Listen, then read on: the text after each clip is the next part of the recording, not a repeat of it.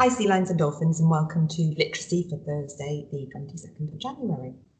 Today we are going to be working on the Iron Man as we have been all of this week, and I think you're going to like today's lesson because you are going to imagine that you are the Iron Man himself. I'm just going to share my screen with you so we can go through today's lesson.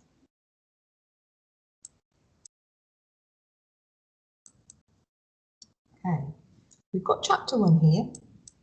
The Iron Man there, he is standing at the top of the cliff and then crashing down onto the beach, all his body parts tossed and scattered about, finally coming back together and then walking into the sea. Such a lot of strange things happened in chapter 1, didn't there? And I'm thinking, why did the Iron Man go to the top of the cliff?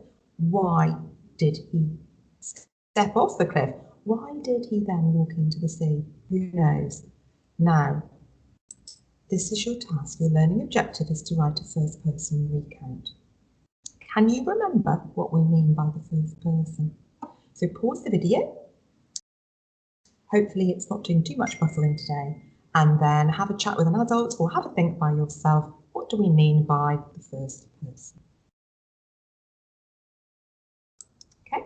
Hopefully, sea lions and dolphins, you've said that it's an account where you are writing from somebody's point of view. So, for example, you are going to be the Iron Man today. So instead of writing the Iron Man stood at the top of the cliff, you are going to be writing I stood at the top of the cliff and using those pronouns. We have talked about this in class, using I and we instead of he and she and they.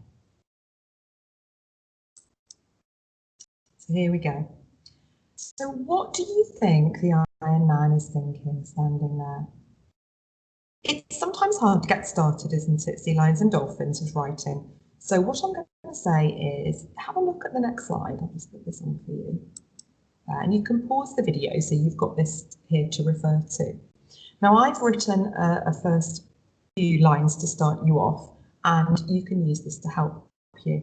So what have we got? What was I doing here? I've started my writing with a question. Do you remember Mr. Farrow's lesson earlier on this week? We looked at techniques that the writer can use to create tension and atmosphere. And one of the techniques is to use questions. What was I doing here? So I'm imagining the Iron Man perhaps doesn't know what he's doing here. You might decide that your Iron Man does know. So always a question mark, sea lions and dolphins, at the end of the question.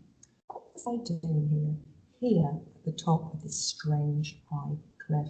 Again, I've put in a couple of adjectives here to describe the cliff. How did I end up here? Another question look.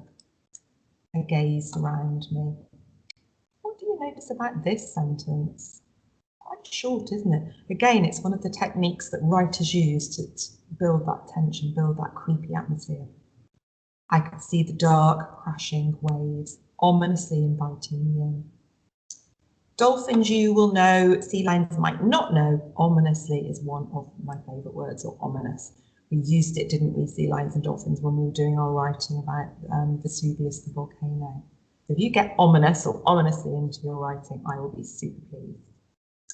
The wind sang over my hair, getting stronger. I turned and looked behind me.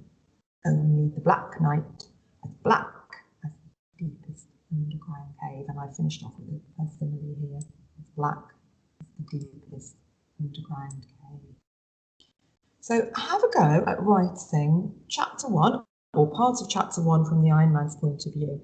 You can use or magpie some of my ideas, but I know you're super writers, sea lions and dolphins, so I'm sure you'll have your own. And I think you could be writing a whole page on this. If you can have a go at separating your writing into paragraphs, which you've done a little bit of work of in school, do. And as always, sea lions and dolphins, super neat, better join, please.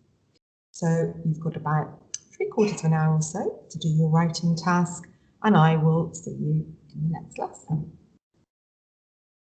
Just go back to me. Good luck with your task, and I really would like you to send some of those pieces of writing to me or Mr. Farrow.